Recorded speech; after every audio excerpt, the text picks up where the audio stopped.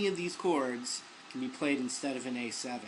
They're not always going to sound appropriate, but just know that they exist, and then you can experiment and see which ones are going to work in different situations.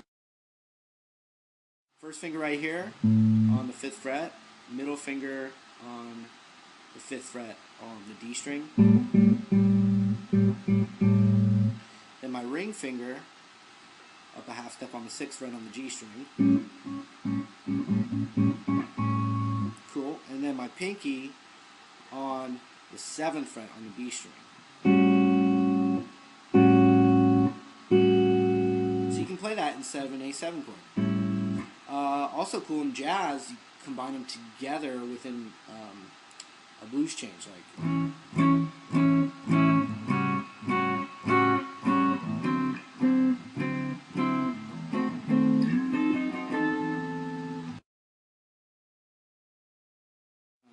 Most people think of this or learn this voicing as what would be called C sharp half diminished, or C sharp minor 7 flat 5. Here's the chord. If I put my first finger on the 4th fret right there, I can kind of think of it now as a little D chord shape. I mean, it's not going to sound like it. It doesn't sound like it at all. I'm just saying the actual shape. So that means this finger's here, and this finger's there. Okay? So in other words, it's an inversion. We're not playing an A in the root. So that's kind of part of the jazziness, because it's got what's called the major third as the first note of it. Then I take my pinky and I cover it over the high E and the B string with that little D cluster shape.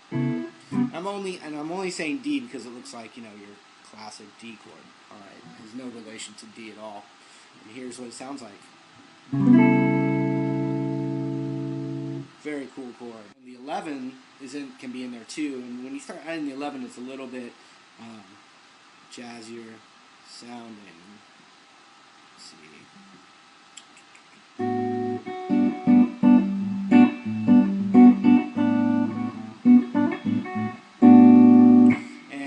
Actually, that's actually a really cool chord. What I'm doing is I'm actually playing what you most of the time see as a G major 7 chord, but with an A in the root.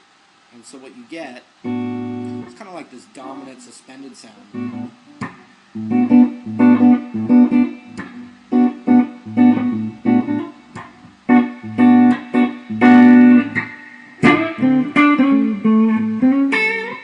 Another voicing for that, actually, which is cool, is this.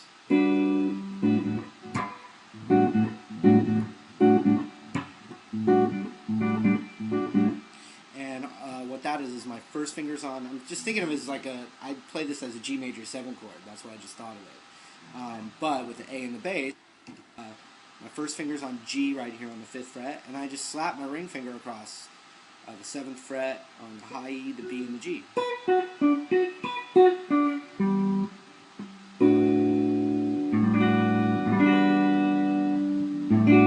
Okay, but now on to the other ones I was playing now.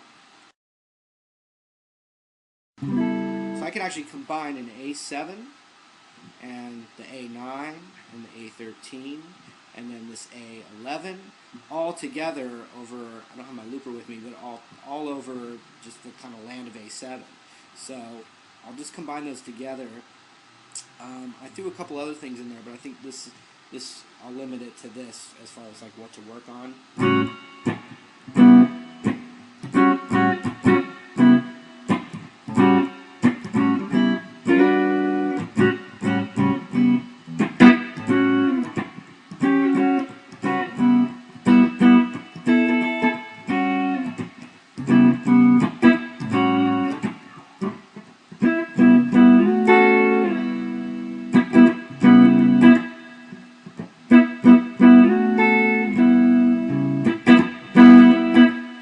So what I'm doing there is I took this A9 chord that I just showed you. I took my first finger off, and now I have this little, what looks like a D7 here.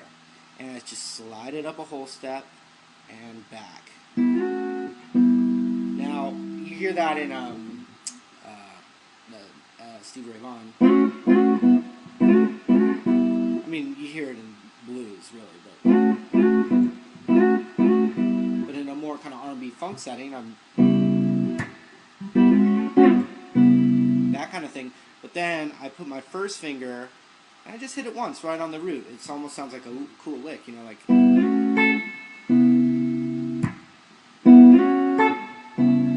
But listen to it, it's pretty tasty when you hear that like transition real basic to like a D9. So.